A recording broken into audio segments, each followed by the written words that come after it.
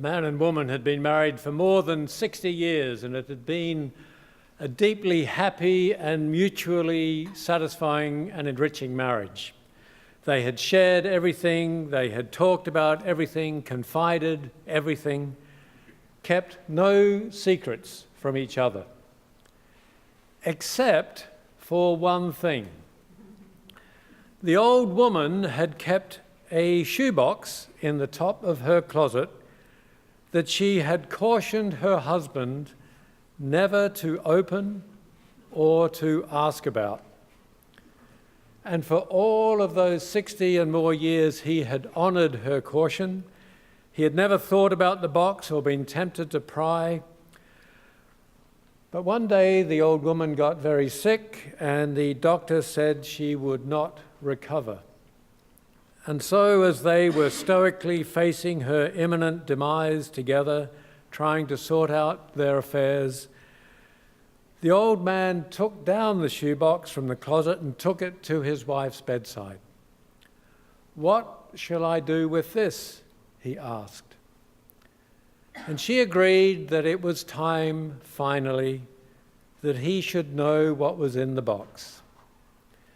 And he opened it, and in it he found 2 knitted dolls and $94,473.18.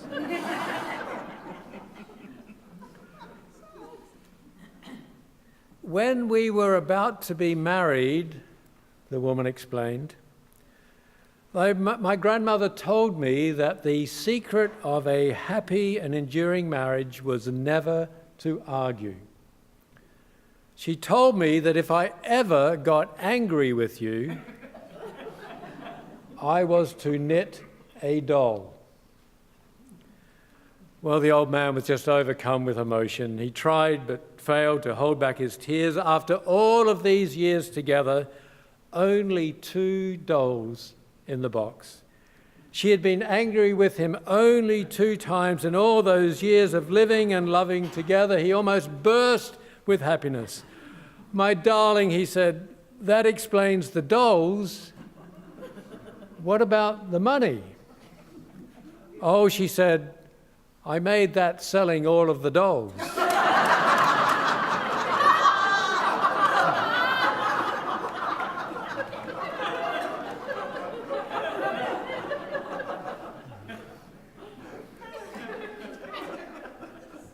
You know, I hope this is a happy congregation.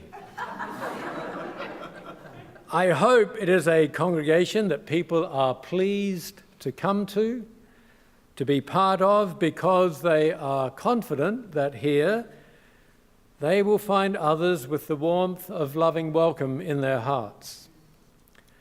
I hope it is a place where love dwells and abides.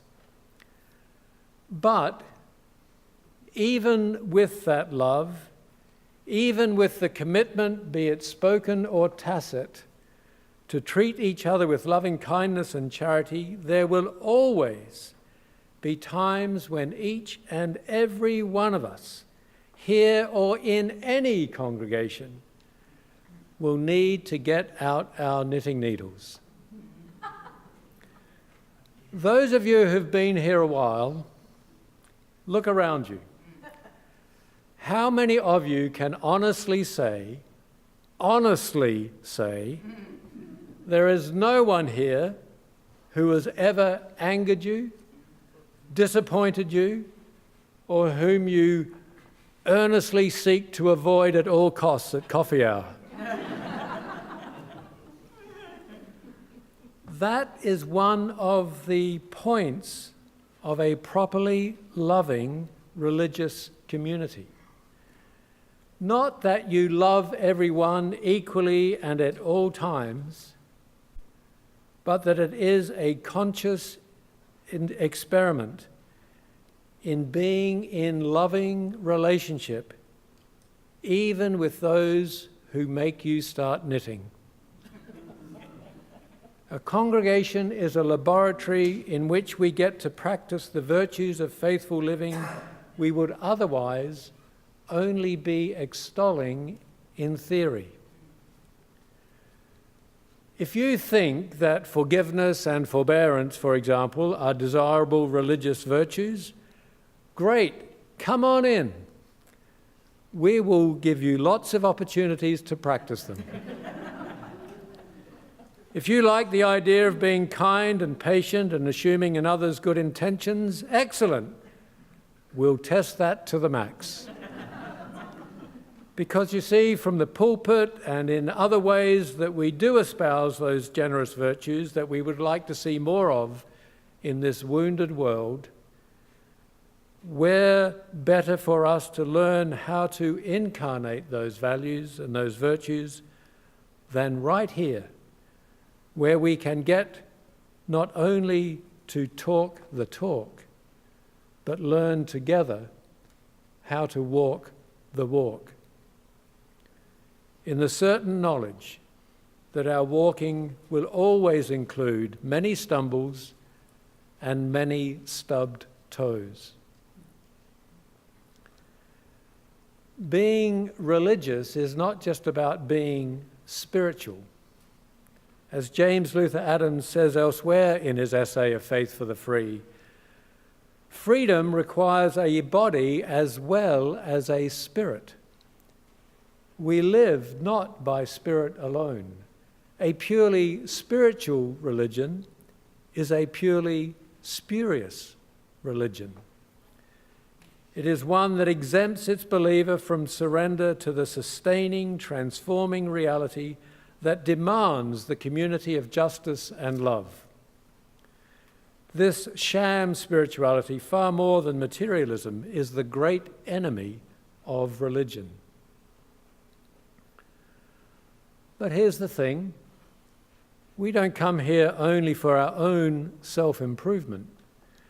As important as is the health of our own spirits, we also come here for a larger purpose. We come here not to serve only those already here, but to serve those who are not here, but who might yet one day want to be here. The doors must ever be as open as our hearts to the newcomer. And we come here to learn how to serve those who will never come here, who have their own faith or are content to say they have no faith, but who equally are part of this world in which we all share. And if that world out there is not a better place for our having been in here, in communion with each other as fellow travelers on life's journey, and in communion with that which transcends us, which cannot be seen and which we hardly know even to talk about, but whose presence we feel and which infuses who we are and what we do. If the world out there is not a better place for our having been in here, then our being in here will be of small purpose indeed. All of this is messy, messy stuff. This world is a messy place, full of conflict and confusion, and we are not exempt. When we talk, as we do, of a congregation being a beloved community, it's not as if there will ever be a time when everything will just be tickety-boo, when there are no irritations or aggravations, no disappointments or distractions, where everything is exactly as we think they ought to be, in a state of constant bliss, a state of stasis. In a healthy congregation, there should always be something happening that really ticks you off, that really aggravates and irritates you. And here's the challenge. Next time something really ticks you off, instead of taking your bat and storming out the door, rejoice.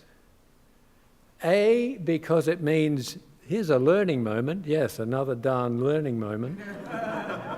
And B, it's because it means that there's somebody else in this congregation, that this very thing that is annoying you is giving them satisfaction. And this congregation is not yours alone. Just as heaven, if such a place there be, is not a state of constant, eternal bliss. A man had died, and he woke up in a room full of the most white, brilliant, radiant light. And he looked around and he noticed in a corner a man in a sharp white suit. "Welcome," said the guy in the suit. "We have been waiting for you. We've been expecting you. Let me explain how things work here.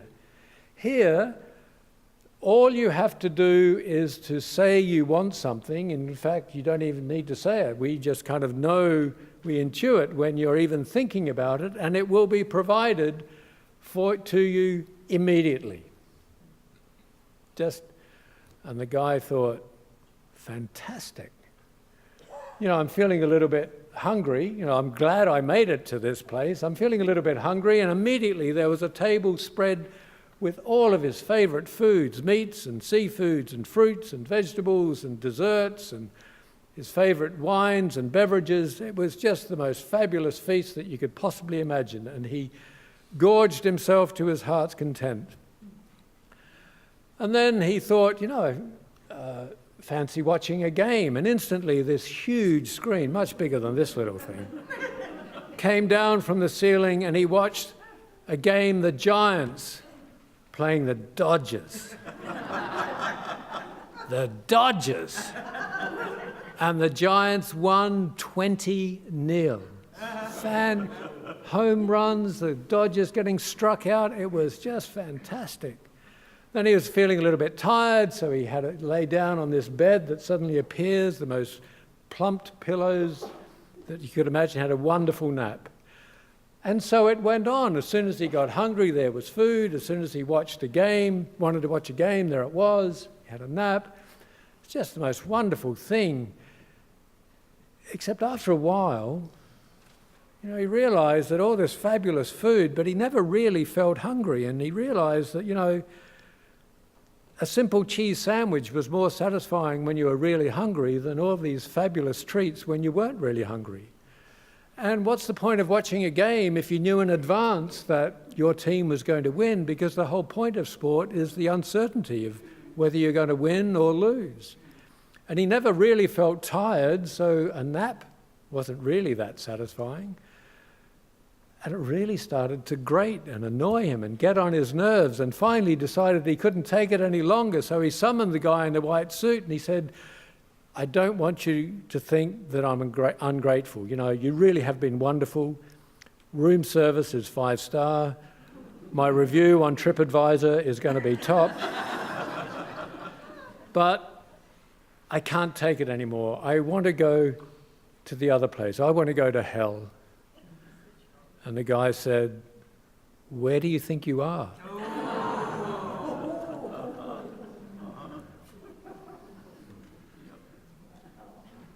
What could be more boring, more frustrating than never having any challenge? I want you to think about a snail and a hermit crab, two creatures I'm sure you're constantly thinking about anyway. The snail, like the tortoise and the terrapin, takes his home with him, the carapace of permanent shelter into which it withdraws in time of danger or uncertainty or in times of need of repose. The hermit crab enjoys no such luxury. The hermit crab makes its home in an empty shell, but as it grows, it becomes too big for that shell, and it must abandon it and go looking for a new home. That is the time of the greatest danger and vulnerability for the hermit crab, when it has left one home but has not yet established itself in a new one. But to stay where it was would mean the slow death of not being able to grow. It would mean not being true to its own nature and calling. So I ask you, which is the better metaphor for this congregation? The snail or the hermit crab? If you were forced to choose, would you personally prefer to remain within the protective shield of familiarity and comfort? Or would you prefer to risk the excitements as well as the vulnerabilities of leaving behind what has served you well in the past, but perhaps has become too constricting for the future? In the faith that there is something bigger, better, more accommodating waiting to be discovered.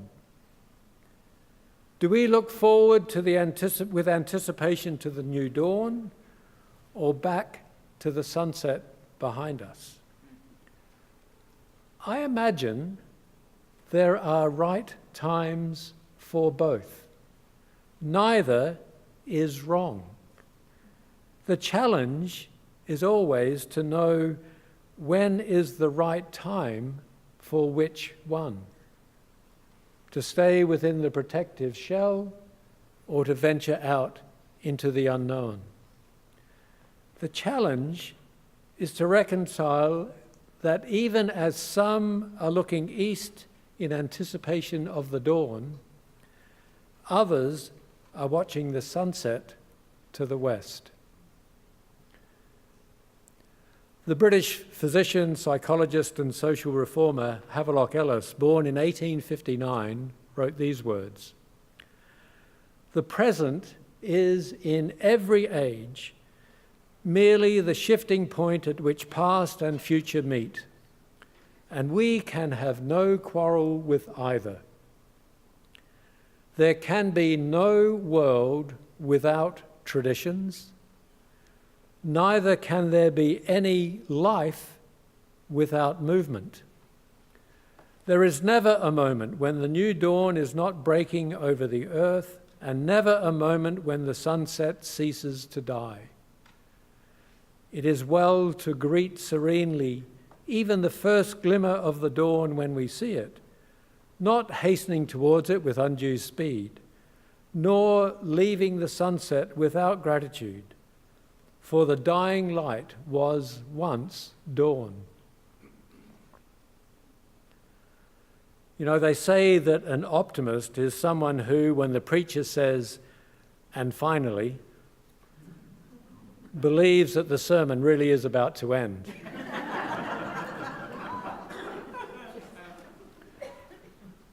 And finally,